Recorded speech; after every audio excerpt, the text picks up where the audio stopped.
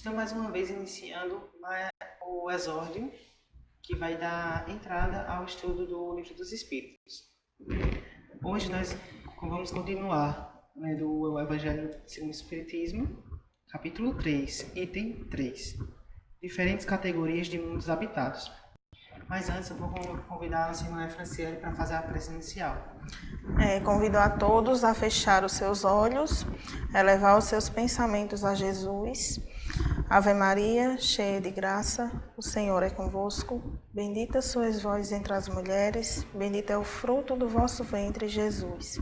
Santa Maria, Mãe de Jesus, rogai por nós endividados, agora e na hora do nosso desencarne, que assim seja. E agora, dando início à leitura do item 3 do ensinamento dado pelos Espíritos, resulta que os diversos mundos estão em condição muito diferente uns dos outros, quanto ao grau de adiantamento ou de inferioridade de seus habitantes. Então, pelo que a Herbie acabou de ler, a gente pode configurar ou caracterizar que existem diversos mundos, certo?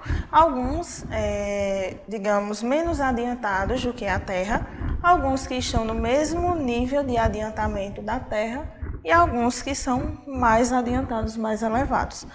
Como ele falou, depende de seus habitantes, então a gente pode observar que aqueles mundos que são menos adiantados do que a Terra, eles possuem uma existência toda material, então a vida moral quase não existe nesses mundos. Sucessivamente, aqueles que são mais elevados do que a Terra, mais adiantados, eles podem ser considerados todos com a vida moral atuante e a vida material deixada para trás. A gente vai dar continuidade aqui. Herbie vai falar um pouquinho sobre os mundos intermediários, que seria mais ou menos o grau em que nos encontramos na Terra. Antes de concluir o pensamento iniciado por Franciele,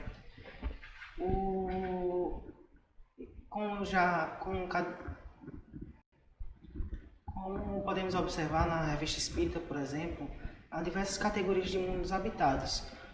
Como a Franciele disse, existe tanto superior como inferior. Nós estamos tomando o ponto de referência como a Terra. Por exemplo, inferior à Terra, poderia termos a categoria de mundos primitivos. A Terra já é um mundo de expiação e provas.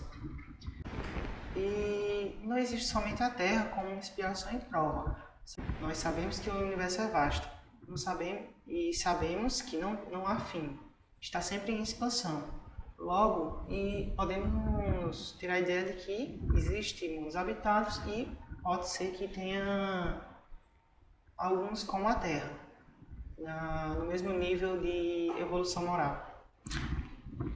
Lembrando também que a gente não pode fazer uma classificação absoluta, né? A gente tira essa máxima de acordo com o adiantamento, né, dos espíritos que habitam esses mundos, e de acordo com o que a gente lê no Evangelho segundo o Espiritismo.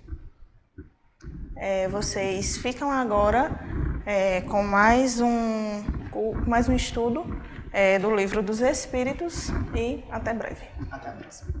Vamos dar início a mais uma leitura do Livro dos Espíritos, capítulo 2, e hoje vamos debater um pouquinho sobre as questões 32, 33 e 34. Eu sou a Franciele, esse é Tovar Alexandre. Então, eu vou fazer a leitura da questão 32. Diante disso, os sabores, os odores, as cores, o som, as qualidades venenosas ou salutares dos corpos não seriam mais que as modificações de uma só e mesma substância primitiva? Então, tivemos como resposta, sim, sem dúvida, e que não existem senão pela disposição de órgãos destinados a percebê-los. Temos uma pequena observação aqui. Este princípio é demonstrado pelo fato de que nem todos percebem as qualidades dos corpos do mesmo modo. Um acha uma coisa agradável ao gosto, enquanto o outro a acha ruim. Alguns veem azul o que outros veem vermelho. O que é um veneno para uns é inofensivo ou salutar para outros. É complexa a resposta, né? Nós precisamos avaliar essa pergunta de duas maneiras.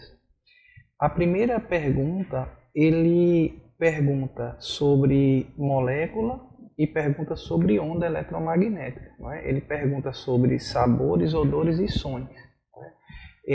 Nós sabemos que os odores e os sabores são captados pelo nosso corpo físico através de reações químicas olfativas, reações químicas gustativas, não é? Nós temos ali as células receptoras dos odores, as células receptoras dos sabores, mas que elas simplesmente não identificam doce, salgado, azedo, doce.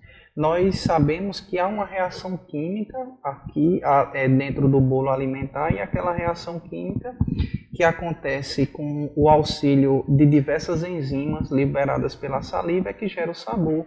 Da mesma forma, não por acaso o nosso nariz é um pouco úmido, é exatamente para que possa haver essa reação química. Se observarmos o cão, por exemplo, veremos que o olfato do cão, por ser mais aguçado, ele é bem mais úmido do que o nosso, porque é aquela umidade que ajuda na reação química.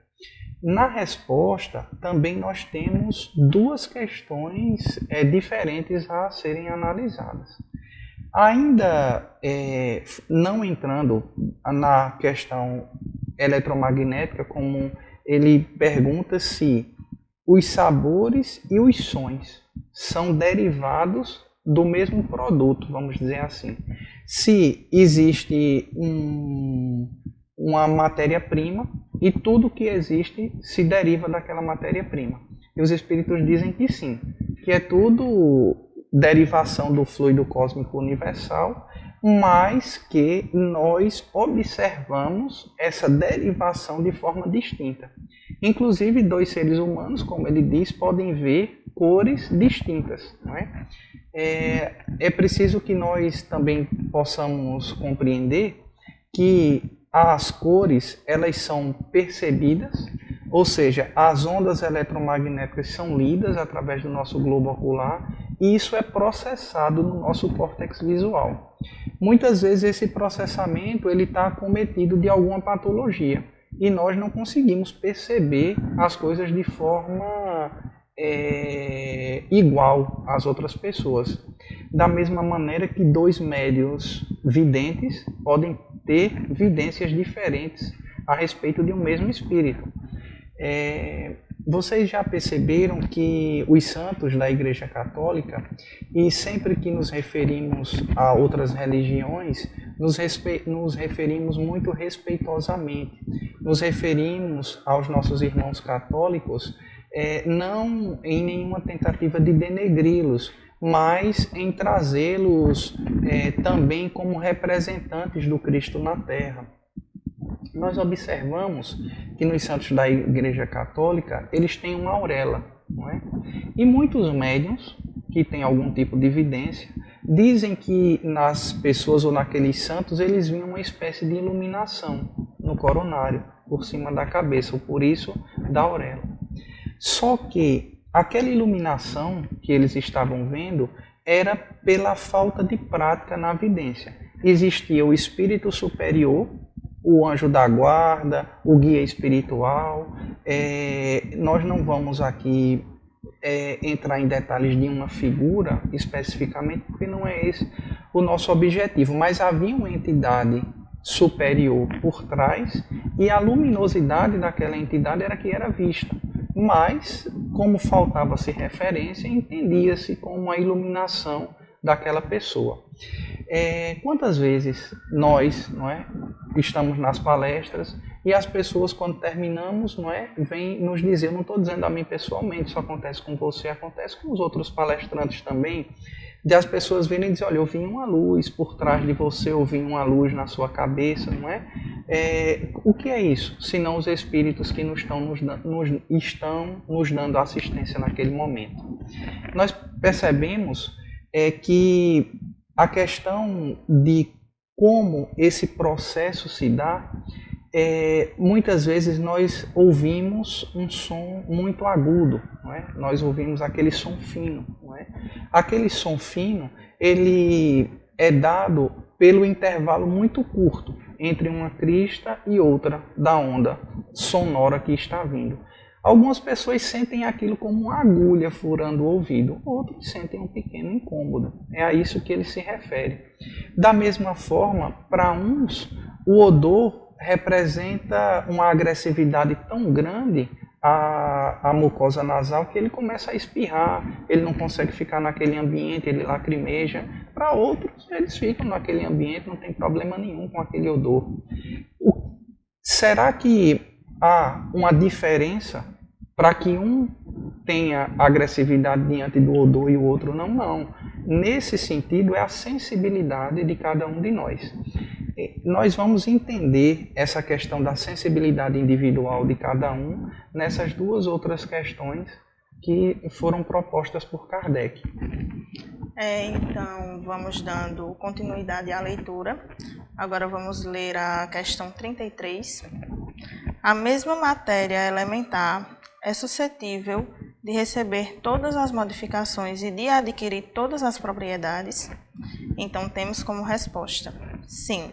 E isso é o que se deve entender quando dizemos que tudo está em tudo. Temos uma observação logo abaixo. O oxigênio, o hidrogênio, o azoto, o carbono e todos os corpos que catalogamos como simples não são mais que modificações de uma substância primitiva, dada a impossibilidade, até o presente a que estamos submetidos, de remontarmos, a não ser pelo pensamento, a essa matéria primitiva. Esses corpos são, para nós, verdadeiros elementos e podemos, sem maiores consequências, considerá-los como tais até nova ordem. Temos aqui outra observação.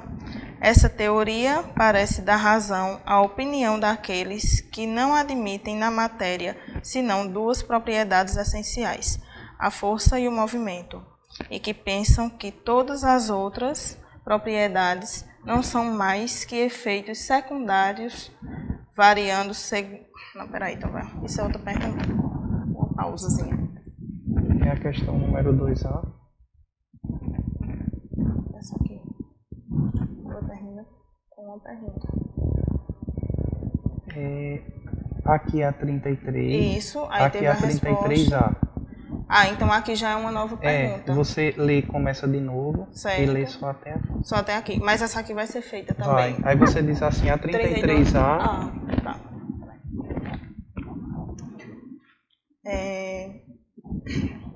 Vamos dando sequência à leitura das questões. Agora eu vou ler a pergunta 33. A mesma matéria elementar é suscetível de receber todas as modificações e de adquirir todas as propriedades? Então, tivemos como resposta: sim. E isso é o que se deve entender quando dizemos que tudo está em tudo. Temos uma pequena observação. O oxigênio, o hidrogênio, o azoto, o carbono e todos os corpos que catalogamos como simples não são mais que modificações de uma substância primitiva, dada a impossibilidade, até o presente a que estamos submetidos, e remontarmos, a não ser pelo pensamento, a essa matéria primitiva. Esses corpos são para nós verdadeiros elementos e podemos, sem maiores consequências, considerá-los como tais até nova ordem. Para que possamos compreender de forma simples o questionamento que está sendo colocado, é como se nós observássemos um prédio e imaginássemos que aquele prédio ele foi construído com as paredes inteiras, ou que os tijolos não foram colocados um após outro com cimento no meio, e o cimento é feito de uma mistura de areia, muitas vezes de brita, cimento, de barro. Então, nós estamos vendo naquele prédio diversas nuances, diversos componentes químicos, vamos dizer assim. Ele simplesmente não apareceu. Ele foi construído tijolo a tijolo, material sobre material. Da mesma maneira, as coisas, por mais complexas que possam parecer no nosso universo, elas simplesmente não apareceram como um passe de mágica. Elas foram construídas através de algo que nós chamamos de fluido cósmico universal, o que nós chamamos de elemento primitivo. E o que ele pergunta a respeito se tudo é derivação desse elemento primitivo. Como é que nós podemos perceber isso ainda de uma forma mais clara, não é?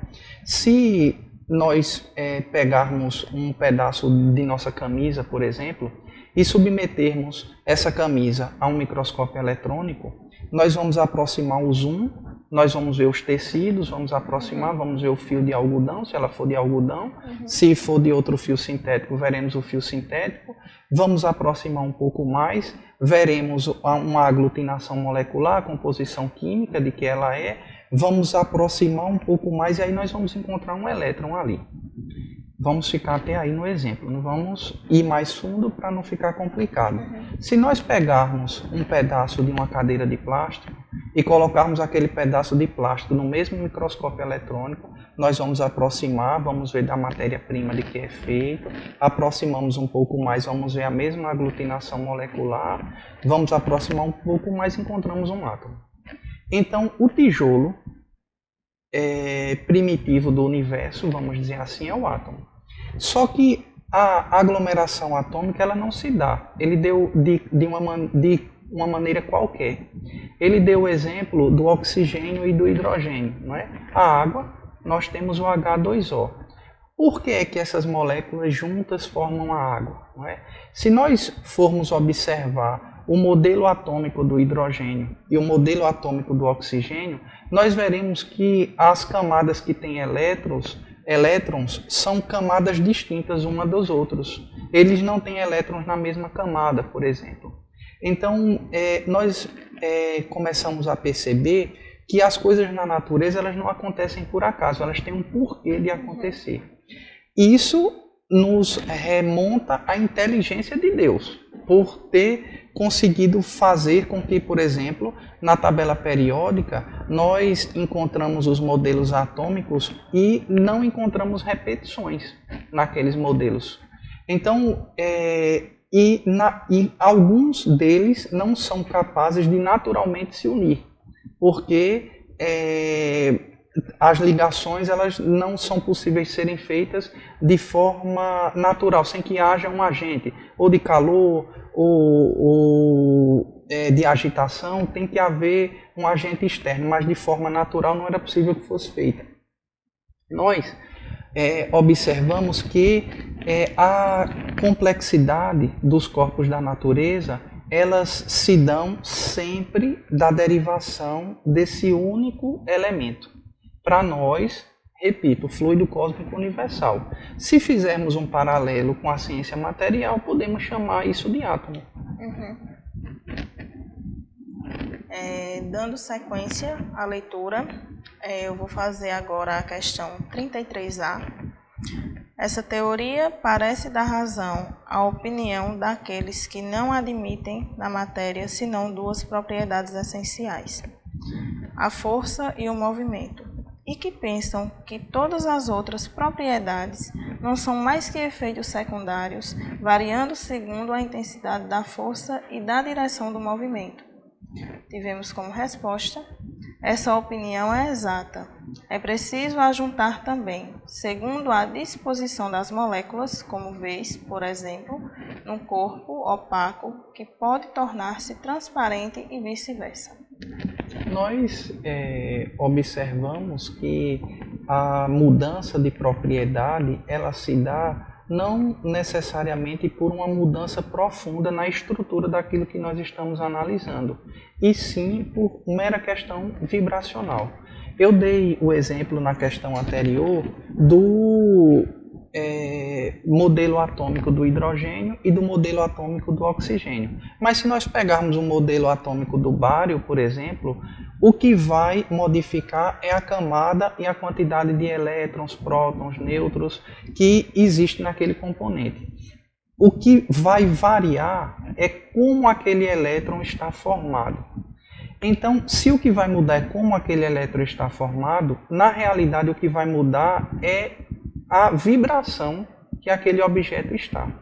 Então, a diferença, como eu dei, de um pedaço de plástico, ou de um pedaço de tecido, ou de um pedaço de nossa pele, ou de um fio de cabelo, é a vibração energética que aquilo está. É a vibração atômica que aquilo está. Então, é o mesmo componente, é o mesmo átomo que está presente em todos os componentes diferentes, os ingredientes, vamos dizer assim, dessa mesma mistura. A diferença é a vibração em que se encontra. Da mesma maneira que o som extremamente grave e o som extremamente agudo é a mesma onda eletromagnética. O que muda é a frequência da onda eletromagnética. A mais aguda, as cristas de ondas estão juntas uma das outras. As mais graves, essa crista de onda é mais distante. Então o som é um som mais grave, não é um som tão agudo quanto aquele outro. E outra questão que nós conseguimos perceber com isso são os infrassons, não é?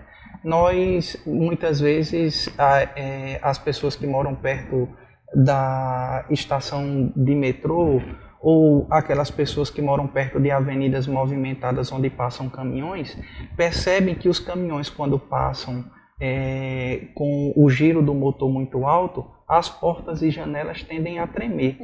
Porque o som que é gerado, o infrassom que é gerado por aquela mecânica, ele é físico. Ele é tão físico que faz com que as portas e janelas elas balancem. Então, por mais que nós imaginemos que uma onda sonora ou uma onda eletromagnética seja algo que não seja material, porque nós estamos ainda no século passado acreditando que material é tudo aquilo que é palpável, que matéria é tudo aquilo que é palpável, quando na realidade matéria é informação, matéria é energia. Então a matéria ela pode estar num estado em que nós não conseguimos enxergar. Mas nós não conseguimos enxergar não porque ela não exista, mas porque os nossos olhos, os nossos aparelhos receptores oculares, eles têm um limite de percepção. Nós não enxergamos todas as ondas. Nós não ouvimos todas as ondas, não é?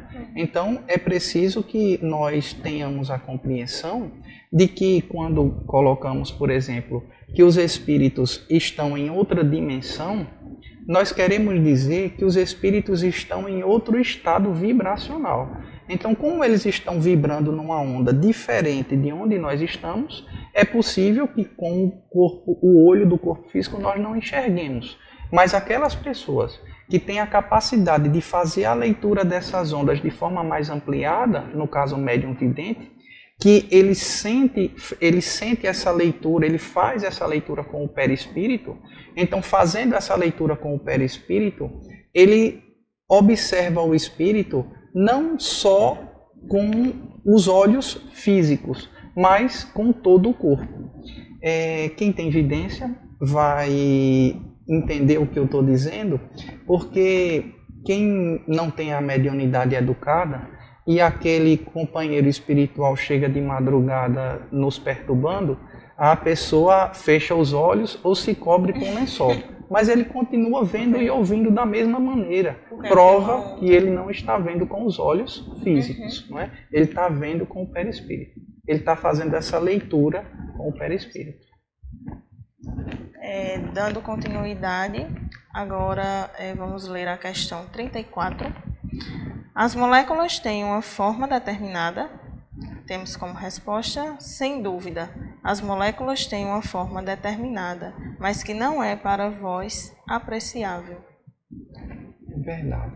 Ele nos diz que a morfologia do fluido cósmico universal ainda nós não conseguimos apreciá-la. É simples. nós pegamos um livro de ciência e vamos a uma matéria onde ele vai dizer que um determinado composto ganhou elétrons. Então ele vai dizer que o elétron saltou de uma para outra camada. No momento desse salto, esse elétron foi para um local que no livro é descrito como não local. Que local é esse que é o não local? Onde foi que ele esteve quando foi de uma camada para outra?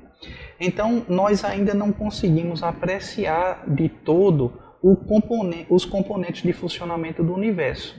Mas nós podemos, Dr. Ricardo pede para que nós possamos dar um exemplo do nosso corpo físico. Nós pegamos as pessoas que estão acostumadas a grande altitude, os etíopes, por exemplo, nós percebemos que eles, nas maratonas, eles têm um desempenho melhor do que as outras pessoas, porque a forma do DNA deles foi desenvolvida para uma captação de oxigênio melhor. Eles têm uma desenvoltura melhor, os xiitas também, e isso é no DNA.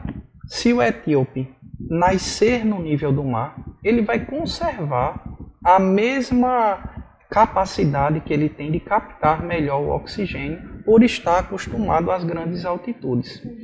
Se nós observarmos aqueles seres acelulares, os vírus, nós vamos observar que alguns deles não têm DNA, têm RNA.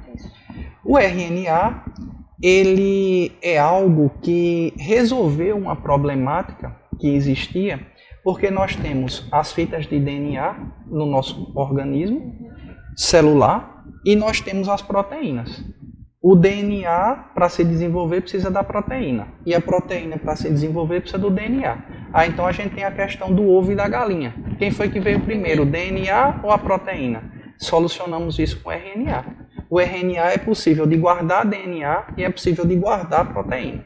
Então, nós observamos que todos esses componentes, eles são variações do corpo físico.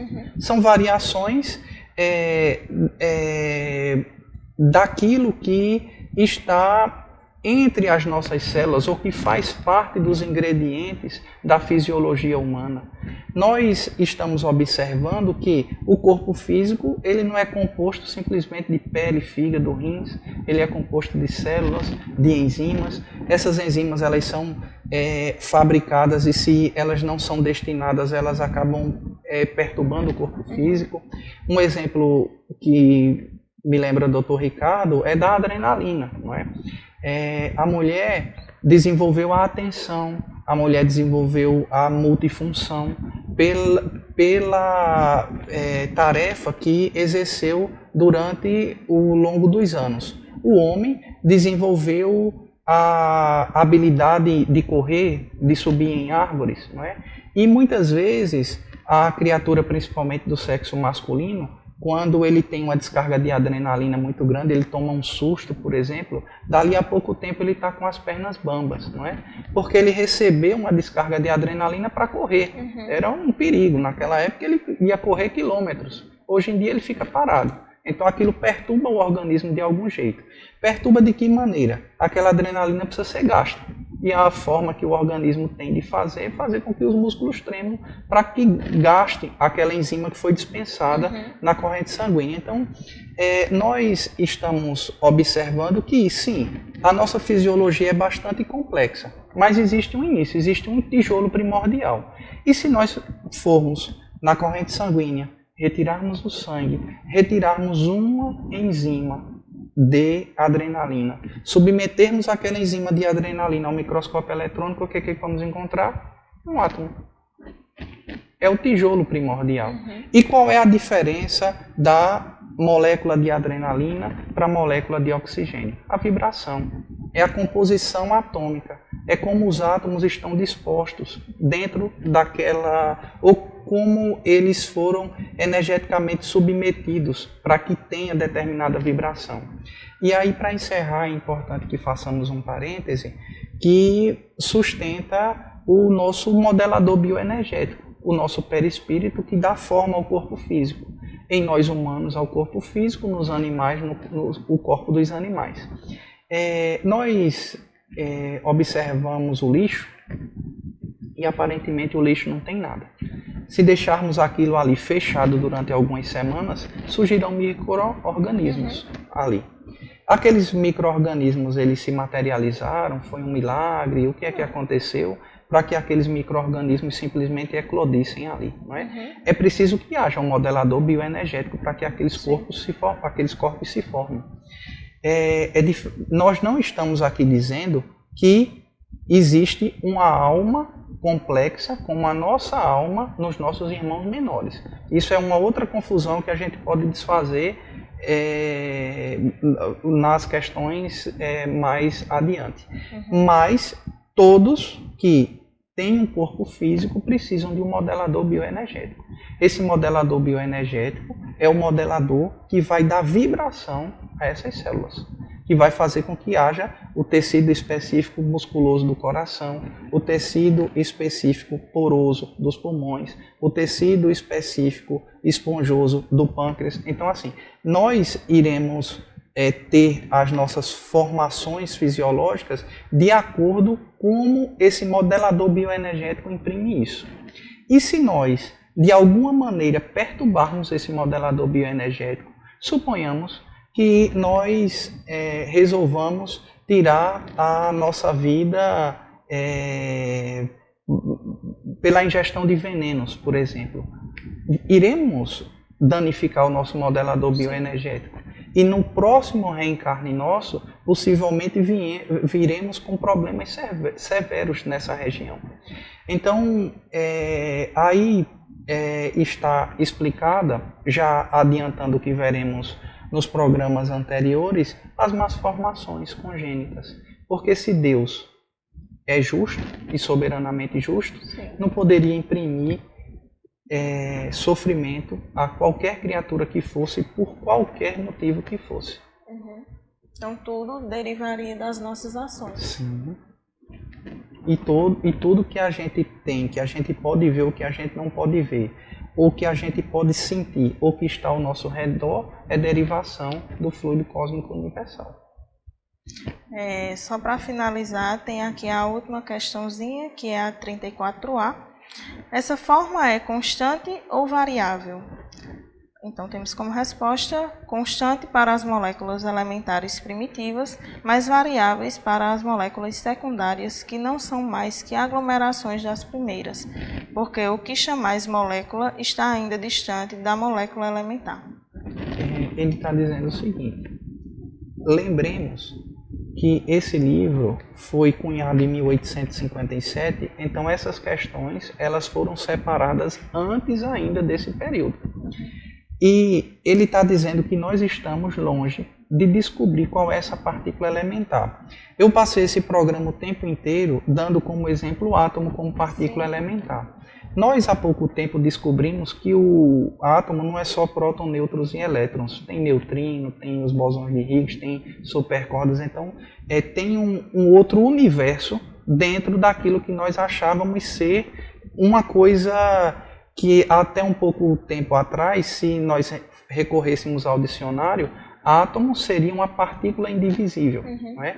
Nós já pulamos isso, ela já é um pouco mais complexa, mas nós descobrimos que existe outro universo dentro daquilo que nós acreditávamos ter chegado no resultante final. E é como ele diz, nós ainda estamos longe de descobrir. Por que nós estamos longe de descobrir? Porque quando nós chegamos nas supercordas, ou aquilo que Higgs chamou dos bósons, que é o oceano primordial de energia, a gente sabe que existe uma efervescência de vida, mas nós não conseguimos medir ou acessar aquilo ainda. Nós iremos passar um tempo para conseguir acessar isso. E talvez essa partícula elementar esteja nessas descobertas que nós faremos. A questão das modificações é uma questão simples, como o estado da água, de líquido para gasoso. Não é? Ali há uma modificação apenas do estado da água, não uma modificação das moléculas. Encerramos a leitura do nosso estudo de hoje. Eu vou convidar Tovar para que ele faça a prece de encerramento. Vamos elevar o nosso pensamento a Jesus e a Maria Santíssima, Mãe de misericórdia infinita. A Senhora, agradecemos a oportunidade de mais uma vez estarmos aqui reunidos em Teu nome, Senhor Jesus. Em Teu nome, Maria, mentora do nosso trabalho, agradecendo ao amigo de nossa casa, Dr. Ricardo de Menezes, por todos os conhecimentos que nos são passados. Permanece conosco, hoje e sempre. Assim seja. Assim seja.